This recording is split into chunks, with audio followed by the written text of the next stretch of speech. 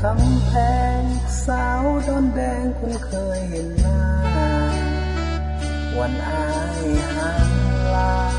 น้ำตามันไหลยาว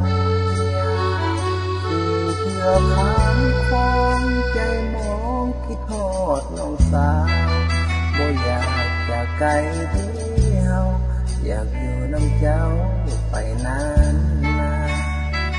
แต่การศึกษานั้นมาเป็นใบเบิกทางเหตุนี้ต้องห่างกันแต่ใจนั้นก็เคยห่างถึงจากน้องมาทุกเวลาคิดทอดบ่จางทำคืนคิดถึงทุกยาม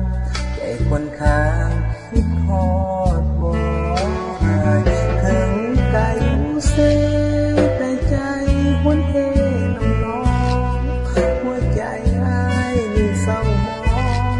คิดทอดน้องทุกวันเรื่อยไปสาวดอนแดงคำเพลงอ้ายสุดห่วงใยขอนำได้หลายใจมีแทนใหม่ลืมสายคนเก่าถ้าบุญนำพาปีหน้าคงได้คืนไปเป็นกลับไปหาควันใจเอาเท่าแก่ไปสู่ขอยำรอทาบนเดือส่งเพลงแทนใจเงียบเสียงจากคนจนคนเก่าที่คิดทอดเจ้าผู้สาวดอนแดง